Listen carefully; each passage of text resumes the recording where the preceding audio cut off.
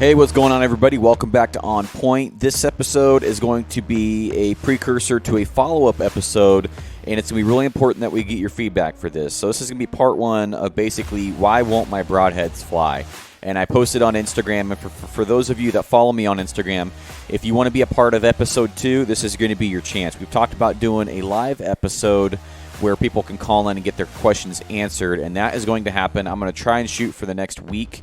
At the latest, the next 2 weeks from now, and basically have like a live podcast over the phone.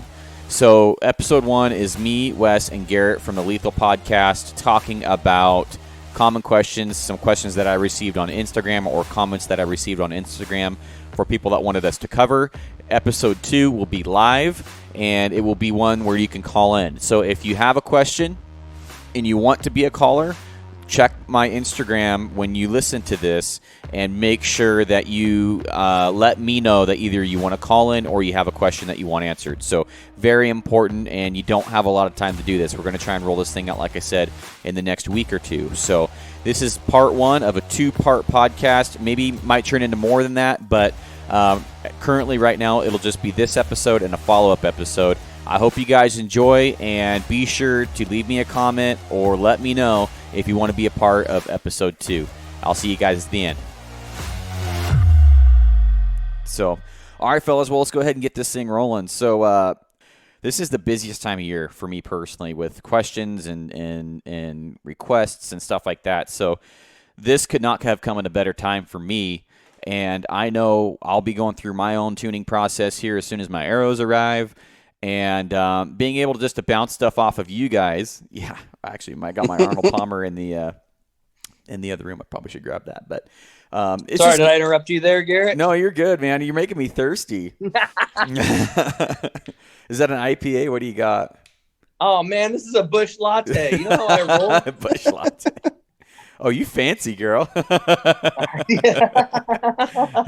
Well, you know. But yeah, so let's go ahead and dive into this. So Wes, you've already been tuning in. Have you done the arrows or just bow build tunes, or what do you got going on?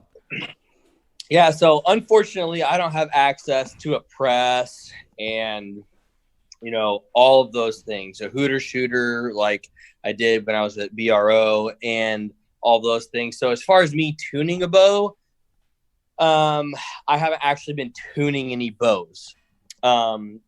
Pretty much what I've done is I've taken all the bows down to the bow rack and got them all tuned. There's like 5 bows just recently in the last couple months that I've had my hands on, took them down there, got them tuned up. And really, with my cousins and uncles and dads and everything, I'm just doing their bows. So basically, they were just all hand me their bows and say, find what's going to work best.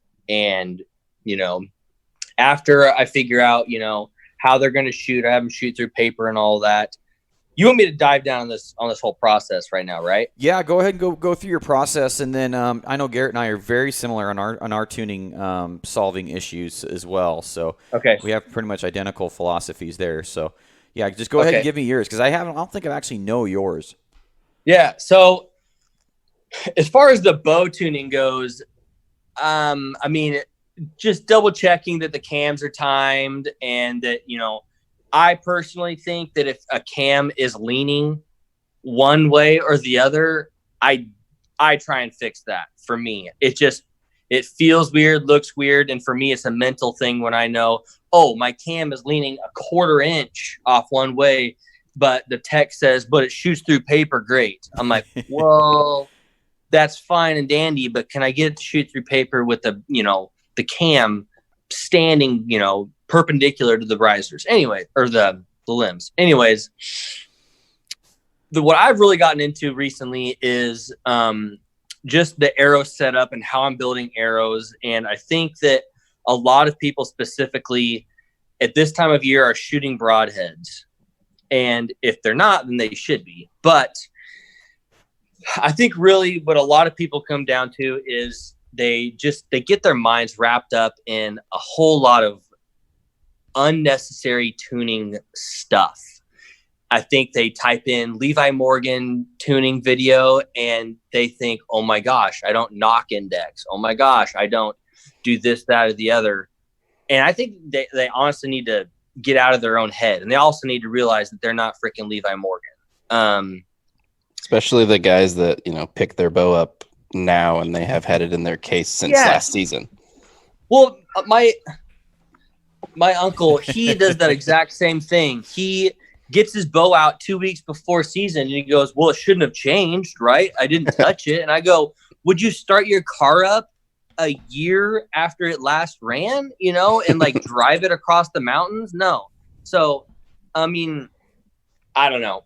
For me, all these arrows that I've done recently, first off, I bought 2 dozen for everyone's bows. And pretty much I found out everyone's lengths that, I cut everything long and then we tune, we shoot through paper and see how things react. And then we're going to cut them shorter, after that. So there's a lot of people that I don't know how they cut their arrows, but what I do is I look at the arrow, I roll it, and whichever is the worst side, I cut that end off. Correct. After I do that with all the arrows, then I set the shaft. I set the shaft back on the rollers. I see which is the straightest side. Whichever the straightest side is, that gets the components for my head. Or that's all that I've done. And I think that people can I've seen some people that cut like 2 3/4 off this end and like a little bit off this end.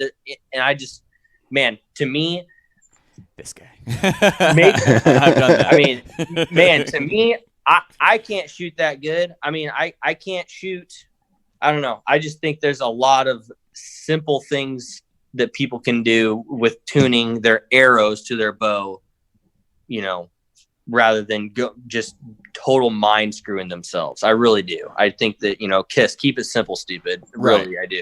Right. Well, I'll tell you this right now that the busier I get and the longer I bow hunt, the less of that crap I do. I mean, straight up. I mean, I don't see it making that big of a difference for me personally. Now, spinning and cutting the wobbly end out of your arrow, 100%. I do that every time. That's good. That's just good practice. I mean, I don't know. For sure. If I have 2 crap ends and I'm trying to, I'll cut both ends of it off. But most of the time I'll just try and find, like you said, the worst end. And then components do get, I honestly try and keep my labels the same. So knock goes in the back of the. Oh, you're one of those guys. I'm one of those guys. I can't be shooting an arrow rabbit ears backwards, So that's just OCD kind of stuff. So I'll make it work the best I can that way. But I mean, I was shooting a Broadheads. I smoked my Reinhardt the other day, 2 inches above the bullseye, 85 yards, with an arrow that I hadn't even knock tuned yet. Or actually, I did. I used my spine ram checker, and probably got a little lucky because I didn't actually spine index it or anything. But that was an 85-yard freaking poke out of the gate. I shot at 30, and then I took it out to 85, and there wasn't a huge process. There wasn't a huge thing. And maybe there is a thing like you're saying, Wes, where we just need to kind of simplify it, because there's so many rabbit holes that I know I've gone down for tuning. Guys are like, oh, shit, like, what do I do? Like, it's kind of overwhelming. But if you kind of take the approach that you got and just simplify it, we can help anybody can do that. I mean, but knock indexing takes a lot of freaking time. And that's why I'm trying to get out of knock indexing. That's why I bought that ram spinner. So, which I still think I'm going to have to knock index. But, I mean, what do you guys think? I mean, I think the longer I go, as far as I've been working on bows since I was 10. So that's almost 20 years now. But the longer I go, I think I do a lot of things without even thinking about them now. Like, I just have a specific process I follow when I build arrows. And that's just what I do with all of them, like whether it's mine or somebody else's or whatever. But when I shoot somebody's bow to check arrow flight or whatever, I can pick up the arrow. Like, if I'll shooting 20 yards or whatever, I can see a little flutter in an arrow. And the person whose bow it is, they might not be able to see that, but I can either stand behind them while they're shooting just to make sure that it's not a difference between them and me or whatever. But usually, I don't know, if I have to work on enough bows, I dumb it down a lot. But then I'll chase down, I'll go down some of those rabbit holes with my own stuff, but that's just because I'm super picky. And if I'm not confident in it, then I'm not, I'm not going to have a good time because I'll be in my head out in the field because I'll, if I cut a corner or something, I know it's not right. But if I give, if I'm working on somebody else's bow, I don't cut corners, but they also they wouldn't know if I did, but I just try to make sure everything flies, everything's flying as best as it can, especially for, somebody that maybe doesn't have the best form or whatever. For me, the bow might not be tuned, but you have to tune the bow to the shooter sometimes too. So you have to take that into account. Well, 100%. Austin, I took my bow to Austin one time. This was back when I was using the RX-1, and I could not get a bullet hole. We couldn't tune me a bullet hole. Couldn't do it. And then so he takes my bow, boom, bullet hole. I'm like, do that again. And then so I watched him, and he was putting his wrist. He was wearing a wrist rocket, and he had a lot of downward pressure on the wrist. Boom, another bullet hole. I'm like, give me my bow back. And then I did that same thing. I just ping, and I just cranked down on it. I'm like, yeah, I can get a bullet hole if I go like put my wrist down into my release. Yeah, I can do that. But we eventually got it shooting. But I mean, it's just that's the way he shoots. That's the way I don't shoot that way. So 100%, you got to tune it to the shooter. I mean, within reason. I mean, tuning it to shooters, you're going to have it close, right? Yeah. But if somebody's if somebody has a huge, if they yank real bad or something, I'll try to fix the shooter too sometimes. Be like, hey, we got to work on some fundamentals first so I can actually figure out what I need to do to your bow so it'll shoot straight for you. But it's not all the time, but sometimes, you're like, damn, man, we got some things to fix before we try to attack whatever's going on tuning wise. Right. Well, that just takes you back into what Wes was just talking about. Yeah. So yeah, no, it really does. And I mean, I guess at the end of the day, when you are tuning your bow, whoever's listening to this, it really just comes down to what you want and what your capabilities are. I mean, it really does. I mean, if you're my uncle, he's not going to shoot past 45 yards. Okay. Right. And you don't need to worry about some things. If it's me, I want to be able to dial out to 80. That's just my limit. It's just where I've been shooting. I actually don't normally want to be able to shoot that far, but for some reason this year I hit the sweet spot on all my arrow stuff. So I'm just shooting really well, and that's just where I'm at. So I guess everything really just comes down to what exactly every person wants, and everyone wants the different things. And so I don't know. That's pretty much just a lot of guys put a ton of time into bear shaft tuning, or and I do too. I do bear shaft tune my stuff, but that's my stuff. And a lot of guys, especially whitetail guys, I'm from Ohio originally, so a lot of whitetail guys have gone down this I mean, you could say better arrow build rabbit hole or whatever, but they focus so much on getting a bear shaft perfect. But if they could just tune their bow so their field points and broadheads are hitting effectively the same, the biggest thing I hear is, a fixed blade will never fly the same. It won't be exactly the same. It's well, no, but they'll hit in the same place. And that, if you can see good arrow flight, that's what you're after. Yeah. But if you're only shooting 35, 40 yards, you don't need to have a bear shaft that's shooting 30 yards because you're going to have a fletched arrow. It's going to be fine. As long as you're getting clean flight with your broadheads, it's there's not much to worry about. So for sure. Wes had a point with when you're shooting with point weight versus accuracy. And was that bear shaft you mentioned, Wes? Where were you going with that one? This is on Instagram. What did I say? So I'm sure I said something. I mean, I'm sure I said something. I think you said something it was FOC percentage for broadhead flight, which I think that's what you said. Yeah, FOC percentages in correlation with broadhead. You actually put a lot into this post here. You actually put some thought into it. So the myth of single bevels causing arrows to shoot to the right. I don't know anyone who shoots good enough to tell that difference. I didn't even know that was a myth. I didn't know that was a myth either. Well, if you were at E.E. Wilson with me last Thursday, you would have heard that myth come out of someone's mouth. So where was I was just the local archery range. I was out there shooting, and this guy was shooting kudus, which I shot kudus for a while, and they flew fine for me. When I had everything tuned, but he said it, at 50 yards, the kudos were pulling him 4 inches to the right. And I was like, man, sounds like a tuning error to me. You should have said, "Give me your bow. I'll fix that for you." You got an Allen? Yeah, I was like, hey, I just let him have it. I mean, I'm not trying to tell anybody they're doing anything wrong or anything, but I was just like, man, I ain't never heard of a single bevel. I've never heard of that. No, but I definitely used to hear that they'd plane a lot, but like then yeah, then you're like, well, it's not tuned. Like something's not tuned right. I've heard that. I've heard that they will unscrew themselves in the air. Yeah. I don't know about that. I've never had that happen, but yeah, I never had that happen either. Dude, I will tell you the rain. I had a doozy the other day, so I was shooting down at Myrtle Creek with Shelby, and this guy is just going off about his old bow tech being way more KE than any of the other bows. It was just that bow had whatever it was. It just had that much more KE, and there's never been a bow that's been built after that bow that's ever had that much KE. And I told him I had a good elk tag this year. Farther in the conversation, I just nodded my head and kept shooting. I told him, I'm like, man, I just really want to shoot a 300-inch bow. And he's like, I really respect that. Good for you. I'm like, thanks. I'm like, he's like, someone, it's not about the rack. And for someone to shoot a small bull on a good tag like that, I'm like, what? I'm like, what? And oh my God. I almost feel like I was being catfished, like I almost feel like he was trying to get me on that. And he had plenty of stories, man, but the range talk that you hear, especially this time of year, is strong. It is strong out there.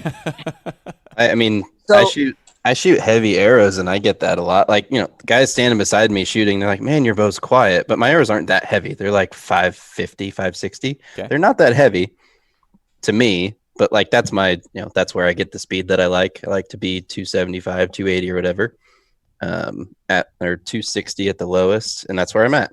But, guys will be like, well, how heavy is your arrow? And I'm like, 550. And then they're, saucer eyes. I'm like, well, I don't know. That's normal for me. I'm hunting elk. They're big. Right. Wes, are you still there? Yeah, I'm sorry. I was looking for some data on my arrows and bow setup, and so I had to get out of there. Sorry, that's my bad. Copy. Well, my setup last year was 535 at 261, and that was, for me, that's heavy. For me. Yeah. I mean, I'm a 28-inch draw guy. I like to shoot that 280 somewhere in there. I build my arrows for, to hit a speed bracket. Like 260 is my bottom of the barrel. That's as slow as I want to be. And then, up to 290 if I can get my broadheads to cooperate. But you'd start getting above that speed wise, and like, I don't know, they just start to get a little wonky sometimes, and I don't like it. You said your arrow was 590? No, they're 550 or 560, I think. I just switched arrows the other day, which is probably not smart, but So 550 shooting 270? Yeah. That's not, is that 80 pounds? No, so my 80-pound bow is 625 at 275. Whew. Wow. And I think my Realm X, my 70-pound one is, I think it's probably like 262 with 560. I think I haven't shot it through the chrono yet, but it's right around there. Yeah. Cool. But 29.5-inch draw, so I can get away with certain things. There you go. Yeah. Right. That's cool. Well, with bare shaft tuning and stuff, and there's been a lot of traction getting with high FOC stuff lately.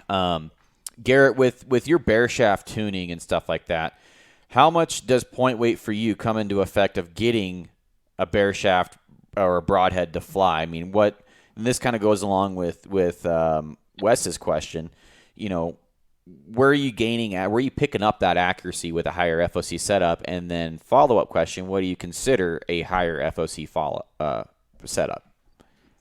So, I mean, point weight, like I said, I build my arrows to whatever weight I can get to a speed. Like, I like to be 500 plus, but as far as FOC goes, like, if I can get it to spine and tune, like, that's where it sits. Like, I don't really care. Like, anywhere between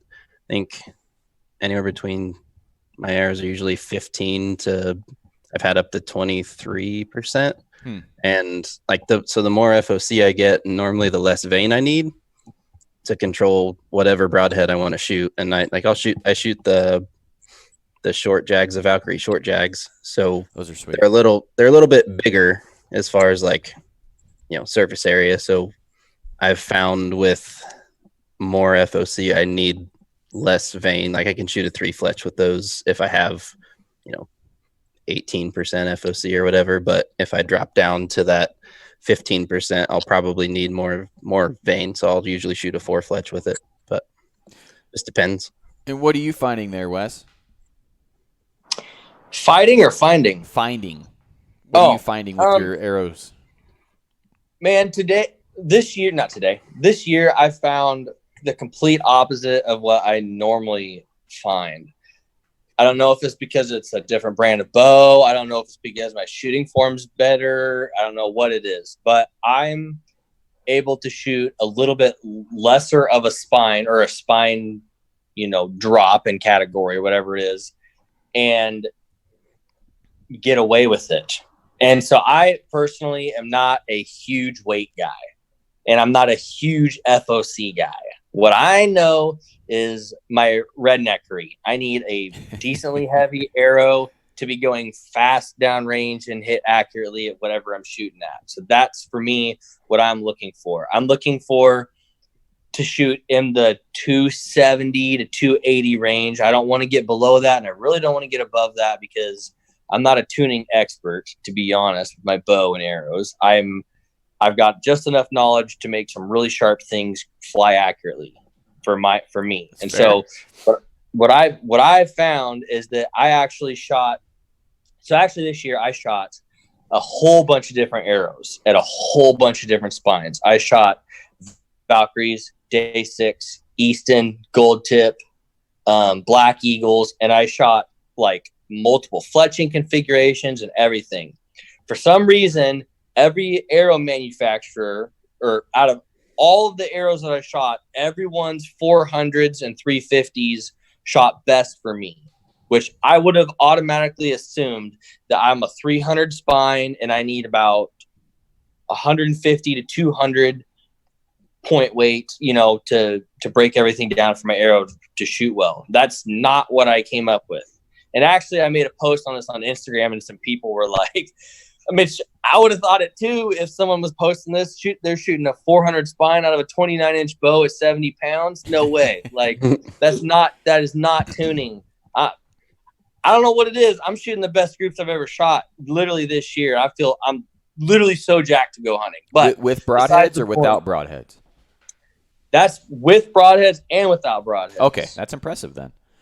Yeah. For me, the litmus test is broadhead accuracy. Starting at about 40 yards is, for me, where I've seen the wheels start to fall off for underspined arrows. I'm right there with you. No, I completely, believe me.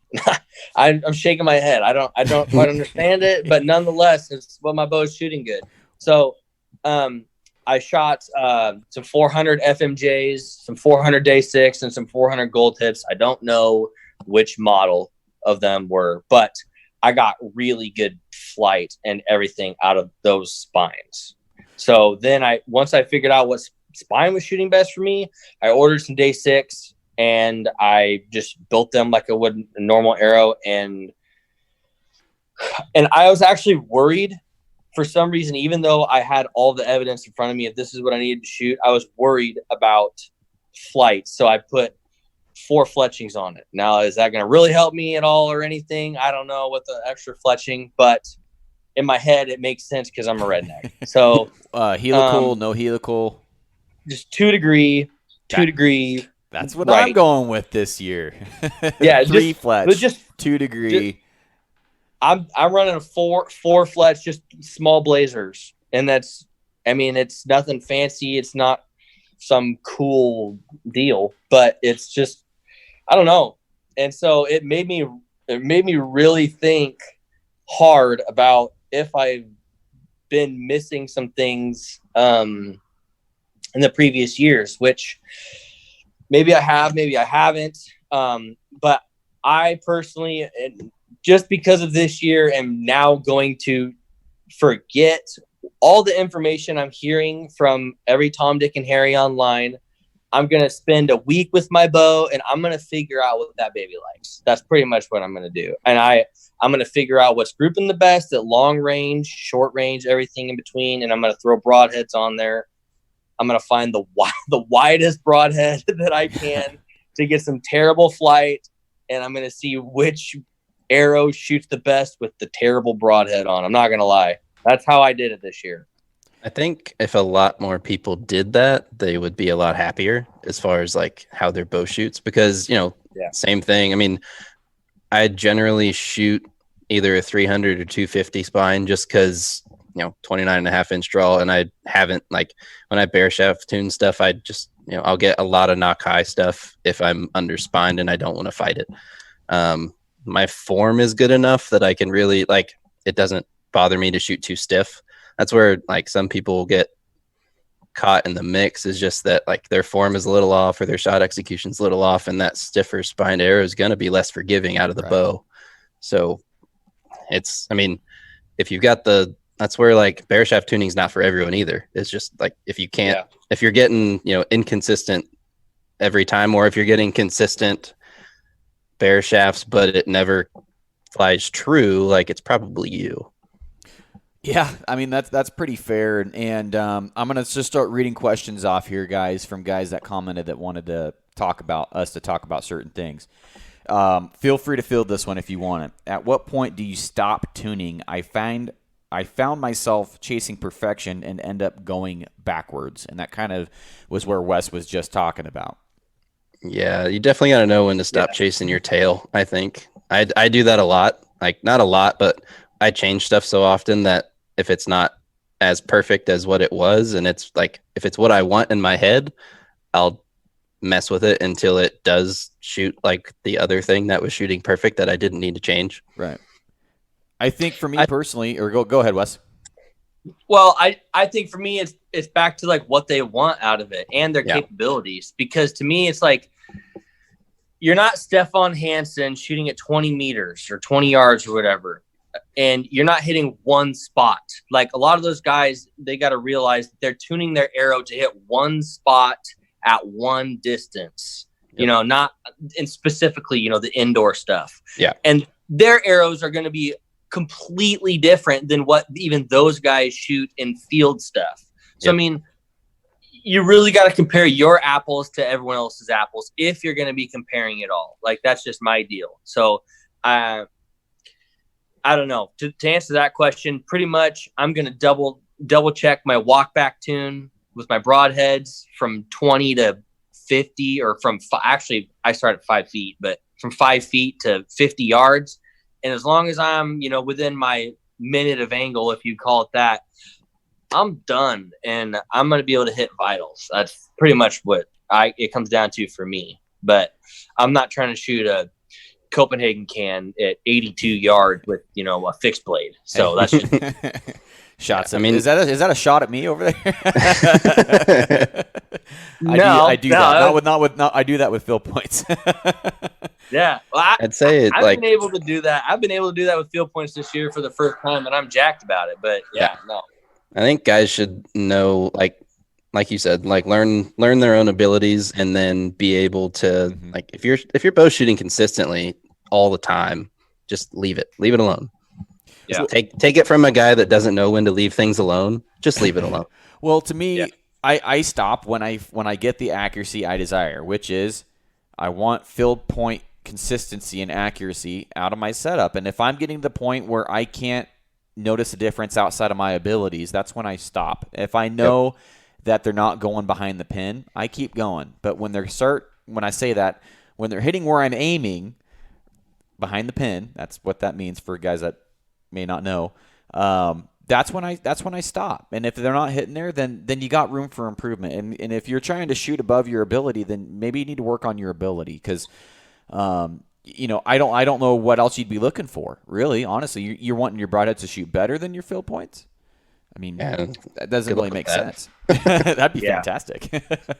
Yeah. But and so with the bear shaft tuning, are you doing that at all this year, Wes, or are you just going straight to French tuning or AKA walk back tuning?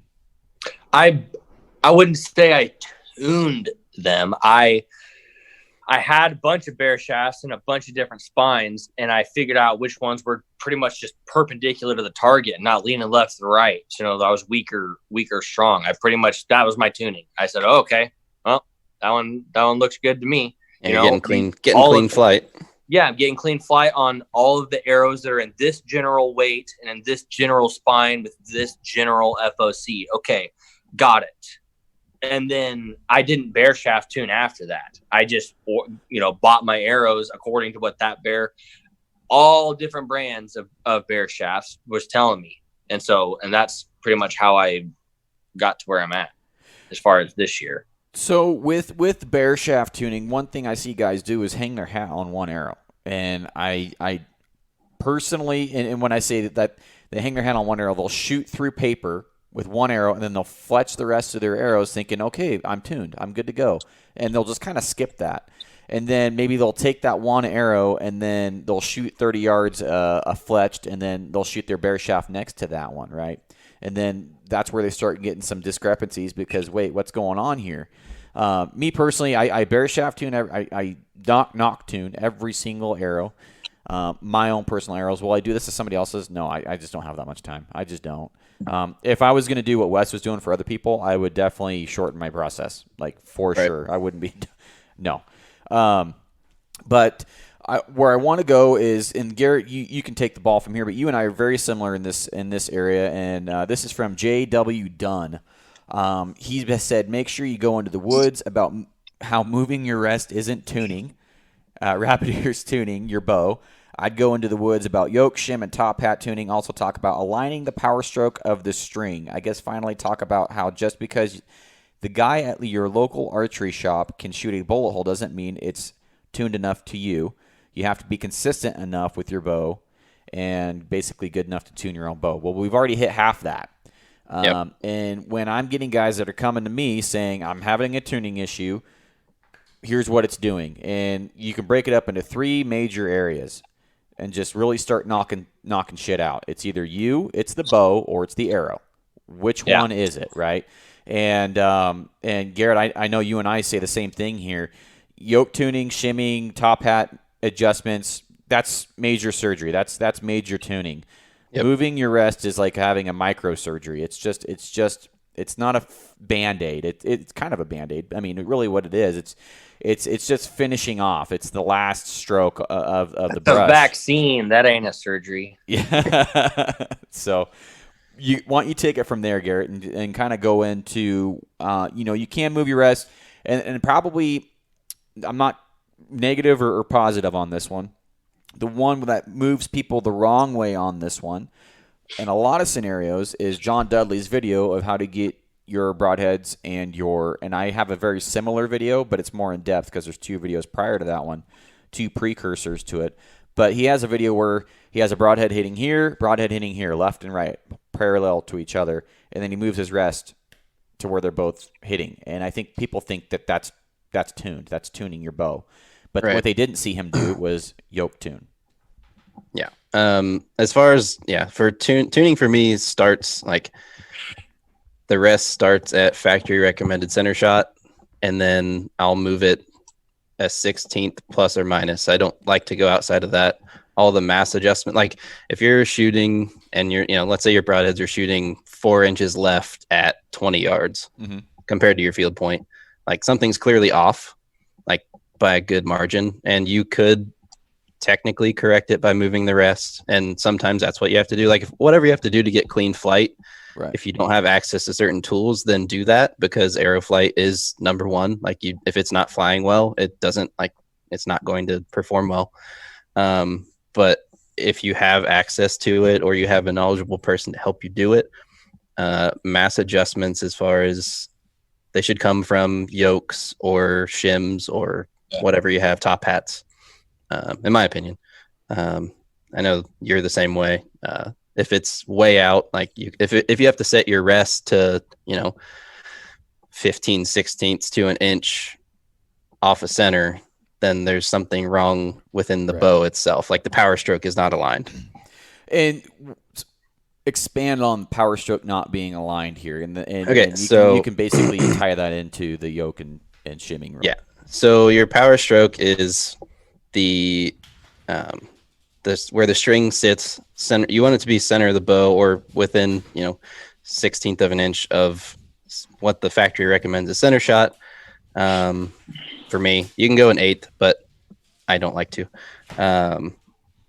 So when you adjust with shims and yokes, it actually moves that string track left or right. And that's what you're after when we say adjust the power stroke. Instead of moving the rest, which you're moving your rest to be more in line with the power stroke of the bow, but you can move the power stroke itself and then stay quote unquote within spec. And these bows are machines. So they're designed to be a certain way. And if things are not that way, then they don't perform to their best abilities. So that's why I don't like to move the rest super far. Right. I put it this way. There's a post the other day where a guy had his sight just hammered all the way out bottom. He's bottoming out his sight, just trying to sight in 20. I'm like, from my experience, if you're bottoming out your shit, something is out of whack. Like it's a pretty telltale sign that something's going on. Yep. What if you? I don't know all the Sublantics you guys know, but that's messed up. I know that. Well, I want to go over Wes. I'll let you field this one, man. Single bevelish type heads. So what they're saying is traditional styled heads where you have a major two blade, right? Blade. So he says in quotations, iron will solid viper trick.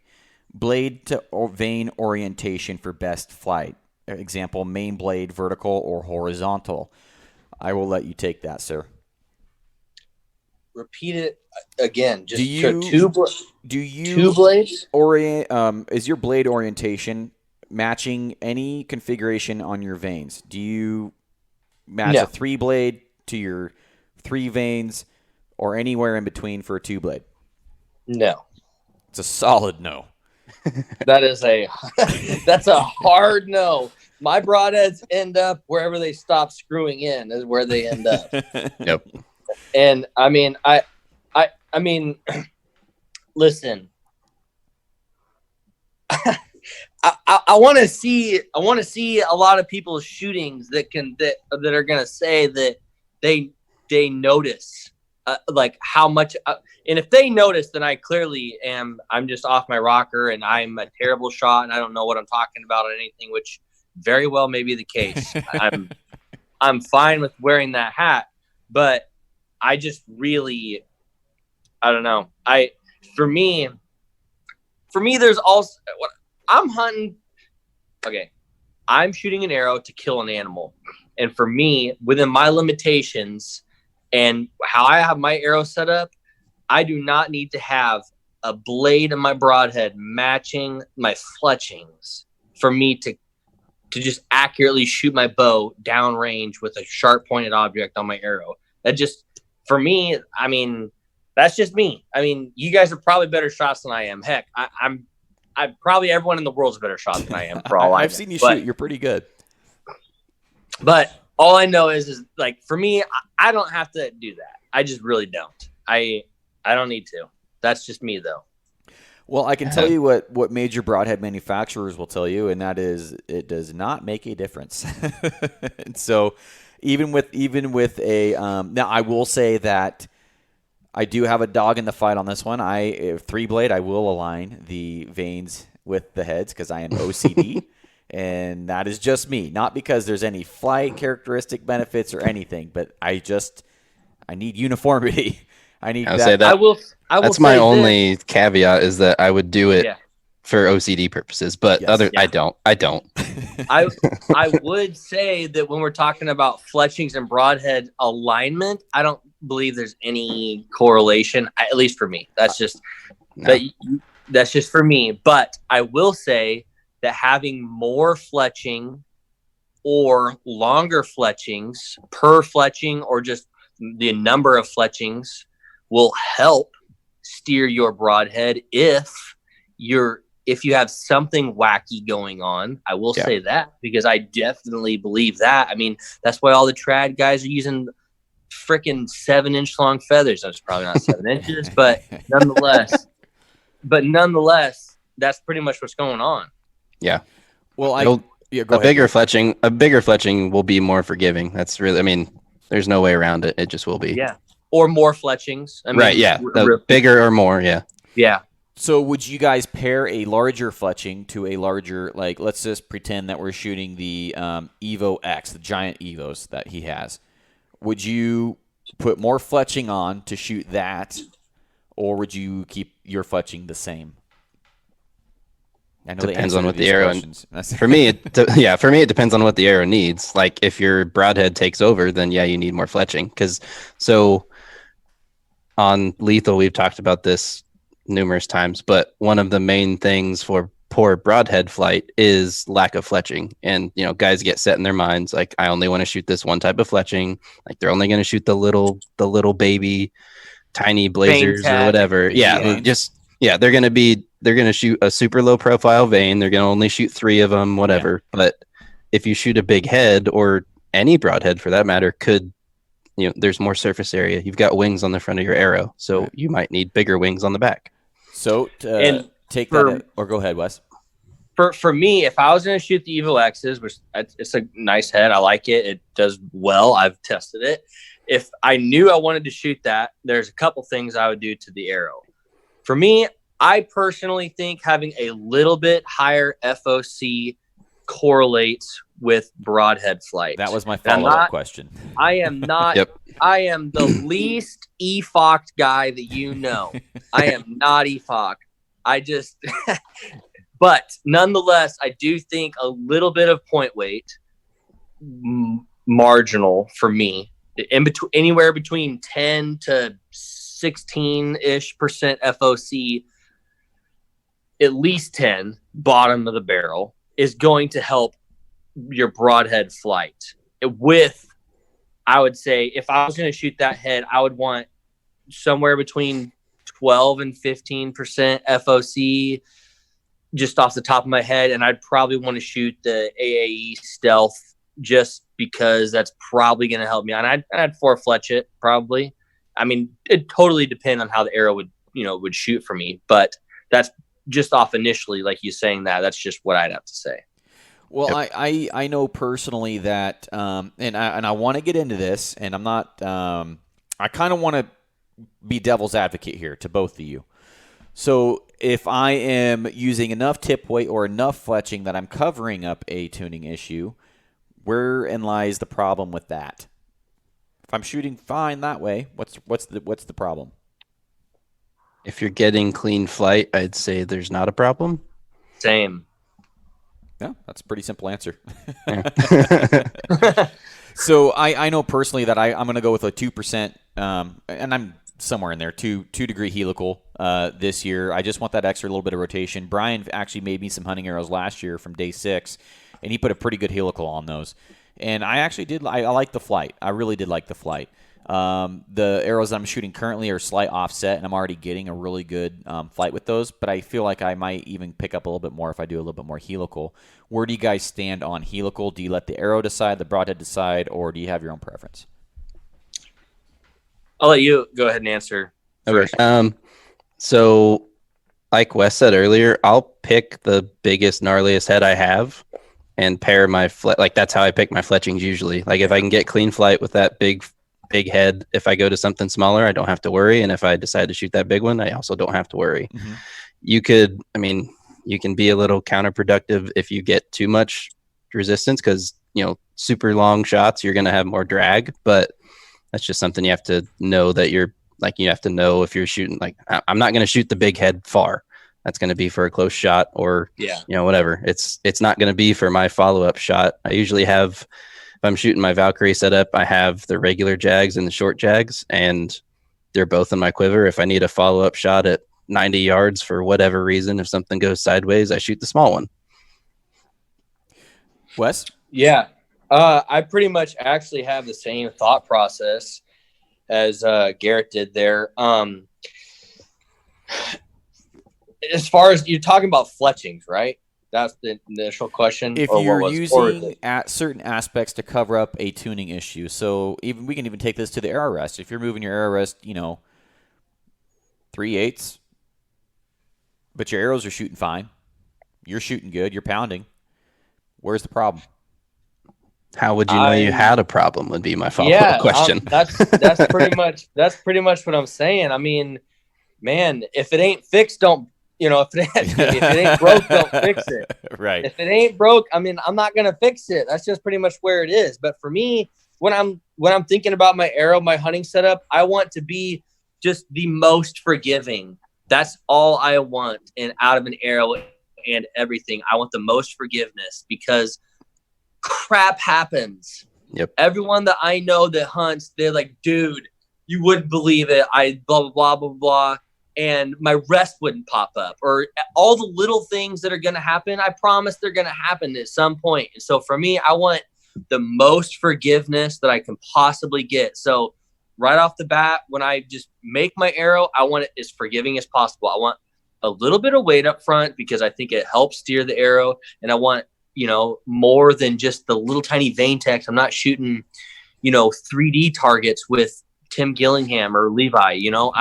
I'm just trying to get the best arrow flight in my effective range. That's what it comes down to. So if everything's shooting well and it's hitting where I'm going, there's no problem for me. That's just me though.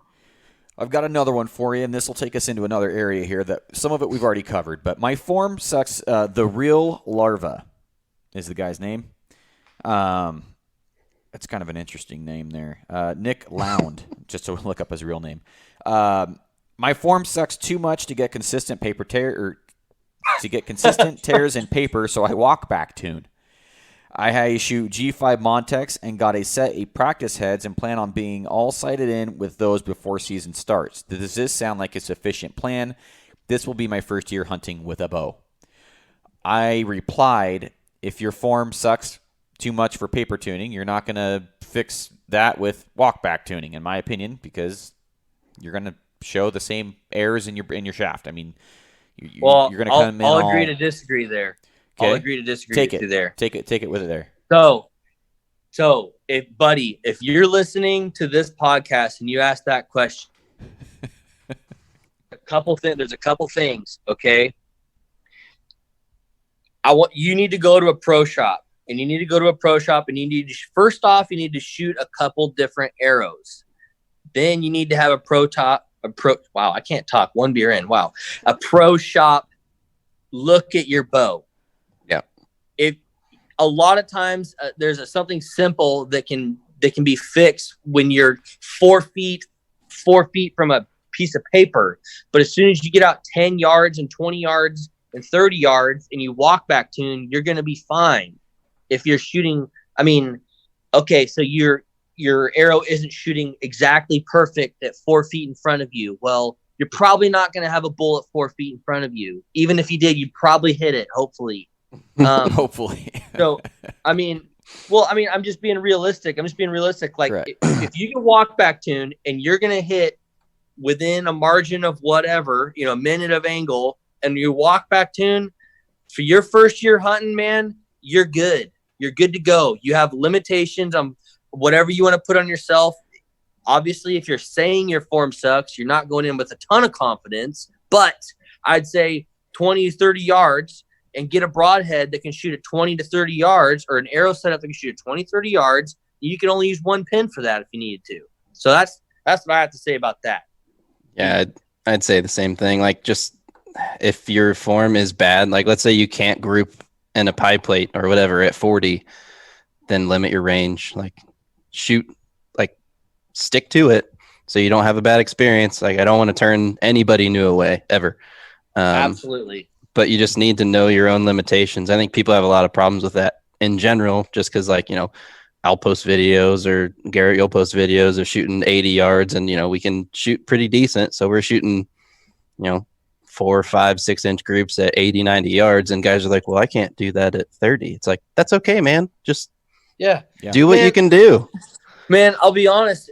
That guy's listening to your podcast, Garrett, and it's just first year hunting. First off, dude, congrats. Right. Yep. Welcome to the brotherhood of elk hunting, whatever you want to call it. But what I feel like what some people want to do is they want to be in the NBA when they start. Like, dude, you got to learn how to jump, stop, pivot, and pass the ball before you 360 windmill over somebody. Like, I'm dead serious. That's Michael Jordan got my thought cut from his process. high school team. So, I mean, Right. everybody Yeah. starts somewhere. Yeah. I agree with both of you, but where I'm coming from is, and I love discrepancies. I love different perspectives here. Where I'm coming from is if you can't shoot consistently, and when he says form, I include, and I put this in the post here, when I say form, I'm including shot execution and grip on the bow. If none of that's consistent, you're not going to group worth of shit. And so what does walk back tuning do for anybody if you can't even hit the side of a line that you're aiming at? Right? From a tuning aspect, it is very difficult to tune somebody that doesn't have a consistent shot execution. 100%. So I agree there. I mean, even going to the pro shop and like just having one of the techs or something, if they've got the time, like right now is really not a good time to do it. But if they've got the time to take a half hour and just help you with your form and shot execution, that can do way more for you in the long run, give you something to focus on, especially if you're new, than trying to walk back tune and fix an error that that you have, when like you can just focus on the root issue, don't focus on the other effects. 100%. Also, if I was him and I couldn't get into a pro shop, I'd go down to the local archery range every evening after work. I would shoot my bow, number one, and just get comfortable with it. Number two, I would pick the person who is shooting the best groups at the longest range he's there at.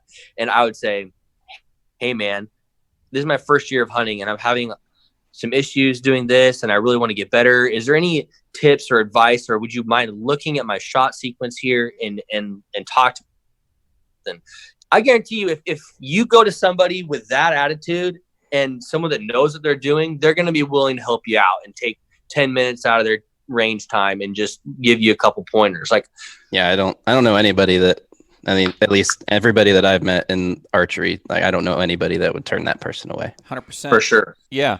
I know that even when I go to the range and I'm working on something or something just doesn't feel right and I'm not getting something, a result that I'm looking for, and I have a buddy, I'm like, hey, can you watch my elbow? Is it doing something funky when I'm coming back? Or, watch my hand as I release. Am I doing something that I'm not even, because a lot of this is subconscious. You're not even knowing you're doing a lot of this stuff. I was talking to a guy today who was shooting high past 70 yards, and, is it his sight tip? Is it his arrow? Is it, him? And he was shooting a light arrow, shooting a slider sight. I'm like, a lot of guys like to creep out of their sight. Probably a peep. Check that, man. Basically check yourself. Probably your peep. Yeah. And so and I only know that because I've done all this shit, right? Yeah. We've all, I think Wes uses a slider sight too. I mean, we all. Yeah, I do. Yeah. So I want to go over it, and this is one for Garrett. I think, and Wes, you could chime in if you want, but I think that Ben Cooper, 91, I think that cam timing is something that needs to be covered.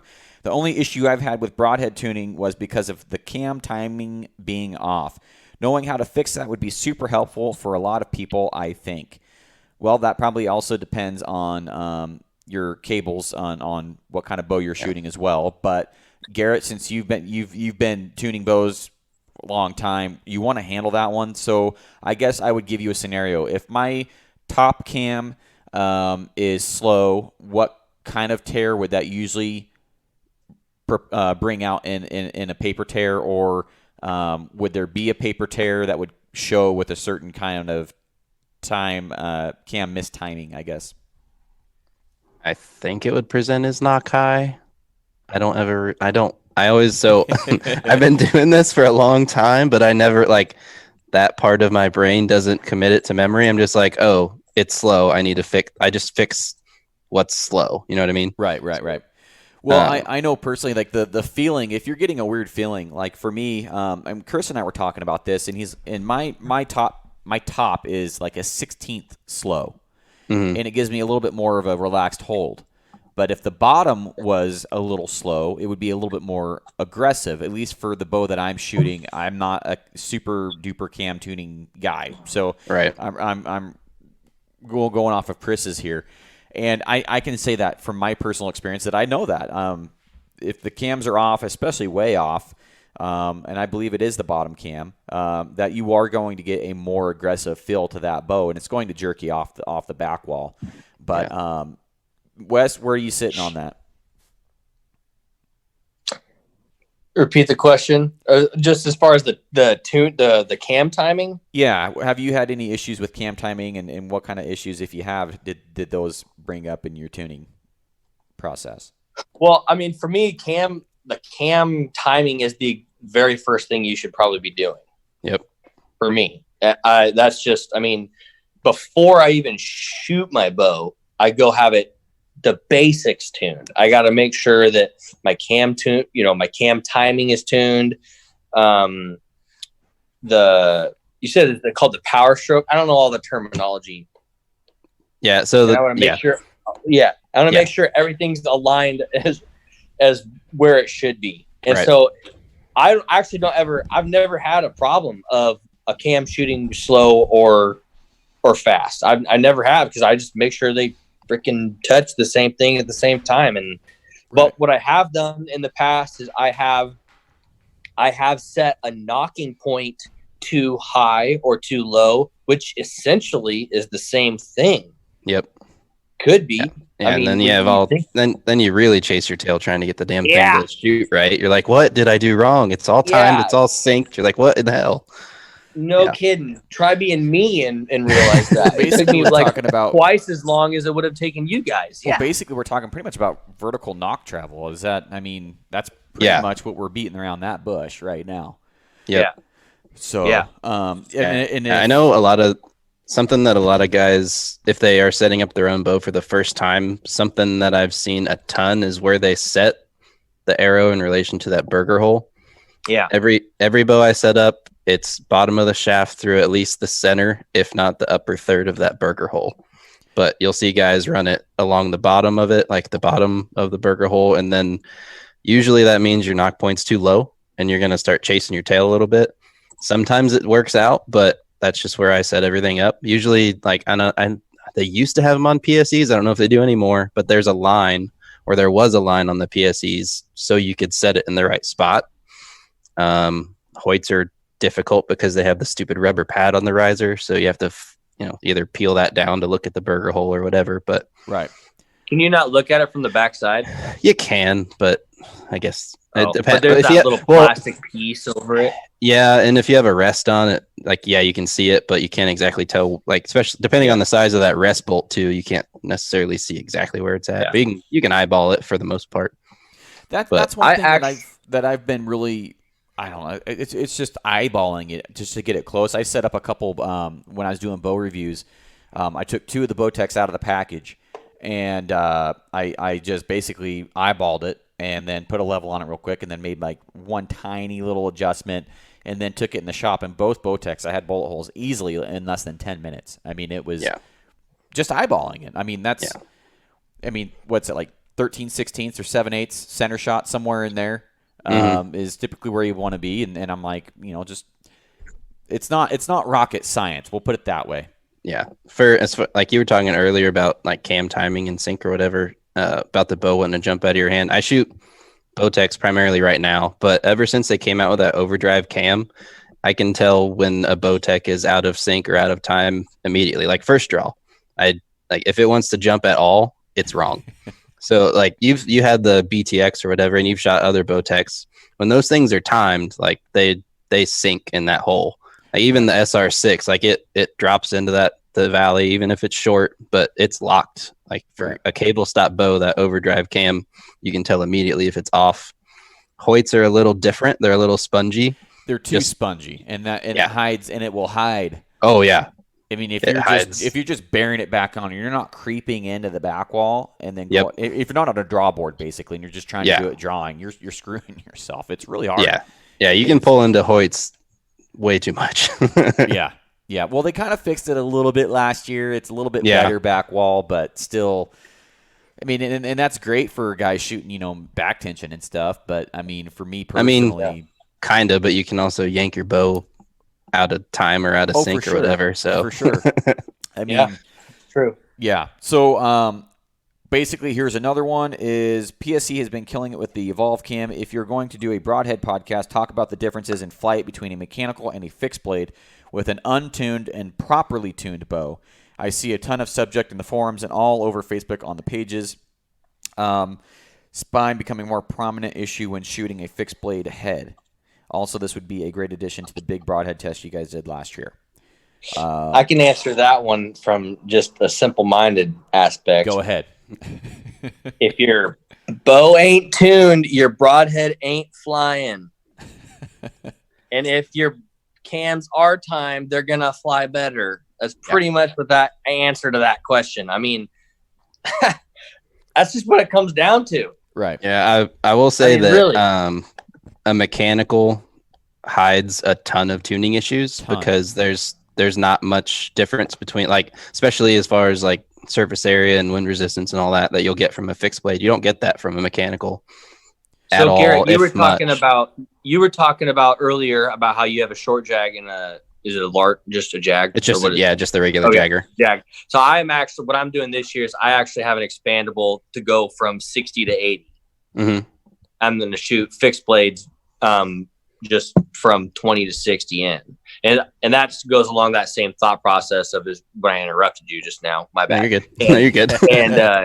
And that's my exact same thought process on that. Because if I have, I mean, dude, 60 to 80 yards, it's a long freaking ways to shoot at an animal.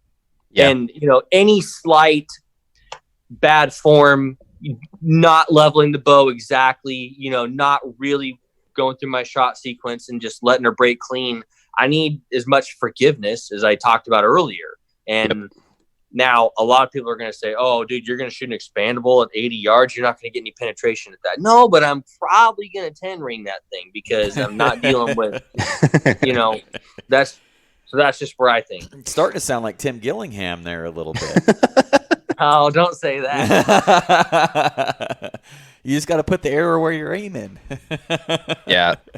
Well, I mean, like Wes said, the fixed blades are going to be less forgiving of any sort of errors at long range. It's the nature of the beast. You know, your bow has to be tuned properly for a fixed blade to fly right, but at the same time, you know, you're doing all your tuning under perfect circumstances. So that's why, you know, a forgiving arrow, especially at long range, like that's why I'll shoot those smaller broadheads at long range, is because it's more forgiving. Main reason I didn't shoot the Evo X's last year. I just didn't have a good enough tune or enough fletching in the back, and I was tired of messing with it. I mean, they just kept hitting to the right, and my rest was already way on the inside because I wasn't dicking around with the shims, and we already thought we moved the shims the right way. And then, so long story short, my rest was inside, and I was 16th knock high. Yep. And where I'm going with this is, even despite me being out of center shot like that, and basically my bottom of the shaft was through the bottom of the burger hole, I wasn't doing myself any favors, but I was still getting good enough accuracy to shoot 80, 100 yards with a broadhead. Yeah. And it didn't have to be perfect, but a lot of that is I did have plenty of fletching in the back. I just didn't have enough with all that going on to shoot the Evo X's. And so I just went with the small ones and got great flight. I did have a bull this year at a longer range, and I started grabbing my sever, and I was like, I can't do it. But, you know, I will have one in my quiver again this year, just in case I feel so inclined, because I've only ever killed a turkey with an expandable, right? I mean, you've been able to hunt with expandables longer than we have. I've killed more things with them than without them. Oh, really? But yeah, I don't even know how many deer I've killed with a mechanical, but none of them survived. And, like, you know, like lethal podcast or whatever, we harp on lethality of the arrow, but and we're big FOC proponents, but it's a byproduct. I think that's where a lot of people get lost in the weeds too, is that I build my arrow so it's going to survive hitting something I'm not supposed to, right, which is where I get my arrow weight, and that's where I get my higher FOC, because I use good components. But I don't I don't build you'll see guys out there like, I need 25% FOC. It's like, well, no, you don't, because one, that's very difficult, and two, you've only been hunting for 3 years. Why do you think you need that? It's not going to make you any better. Right. And if you're getting that, you're sacrificing somewhere. Those guys are fitting 5 gallons in a 4-gallon bucket, and something's spilling out somewhere. I mean, you're giving up a brittle arrow, really light GPI, or there's something's going on, or they're shooting 700 something grains, getting up 25%. Yeah, and then you're giving up your trajectory. Right. And I think that's the biggest problem with people's against a heavy arrow is trajectory. They don't want to lose that speed. Like they aren't willing to give it up. And from coming down from 280 to 260, after you shoot 260 for a couple months, you don't really miss it that much. It's 20 feet per second, but I mean, I'm shooting next to guys that are shooting 300 plus, and I can notice a difference there. But that 20 feet per second there, I mean, it doesn't leave a lot to be desired, straight up. I mean, I would shoot 260 again if I had to. Especially at normal hunting ranges. Like the farthest I've ever killed anything, I've killed 2 deer at 65, and my bow was shooting, one was shooting 280, the other one was shooting 265 or something. But between the two, they both died. It didn't matter. The deer didn't get out of the way, so I don't know. But for Western hunters, I understand not wanting to go super heavy because you need that trajectory sometimes. You might get a bull come into 60, and if you practice to 100, 120, 60 yards that's not a far shot. That's money. So I get it. And, like I said, I stick to a speed range. You guys do too. So, but if I hunted whitetail, I wouldn't give a shit if I shot a 700 grain arrow. If I wouldn't need it. The most I'd shoot, I'd probably still shoot a 500 and some grain arrow just because that's what I'm comfortable with. That's what I know. But I'm not going to, go super light because, try to beat the deer speed wise, because that doesn't happen either. You're not going to. Right. Well, even at 25 yards, I've said this a few times just because it shocks the hell out of me. I aimed on the bottom, right where Brian told me to. Mm-hmm. And 25 yards, aimed right on the bottom of the heart. And he might have said they maybe aim towards the bottom of the actual belly, but I spined that deer at 25 yards. Oh yeah, dude, those things are cracked out. Yo, dude, it was like, what are you doing? You've hunted over there, Wes. Yeah, when I was there, he told Snyder and Brian told Brian to aim off the deer. Yeah. Yeah. Those things are no joke. 100% understand that now. 100%. I mean, there was a deer at 65, and I'm like, you might as well be 3 football fields away, dude. I'm not even going to think about shooting you. But I'm sure there's a distance where you can get away with it because they're not as it's like, I don't know, you're far enough away unless they hear it coming. I don't know. I haven't played around with that yet, but I sure as hell wasn't going to take a 65-yard shot over there on Brian's property. I wasn't going to do that. I've never had to shoot a whitetail past 30. I never did. There's no reason. Both of these. I've never killed a critter past 55. You haven't? Yeah. No, but actually, bad story. I lost a deer. I lost a deer at one shot I shot, and it was just because I didn't take enough off the cut. It was at 72, and I shot him 4 inches high, right below the spine, above the lungs. Lost that big buck in the middle of the eagle caps. But I mean, here I am talking about shooting from 60 to 80, and I've never even killed anything at 60. You know what I mean? You want those options, though. I know, but nonetheless, if I want to put a follow-up shot on something, or if I'm just really feeling froggy and I'm about to leap, then I'm going to do it, Yeah. Well, you'll have me there in case, if we meet up over in Eastern Oregon and you want to poke something at 100, just let me know. All right. I'll let you know. I'm dropping bombs this year. Hey, Garrett, we're in for a track job, buddy.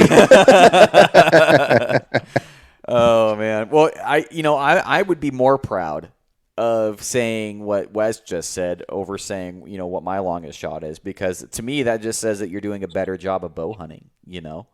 in my opinion. I mean, I rely on my shooting as maybe a crutch because I either don't take the time or I'm afraid of not getting busted when I try and get closer.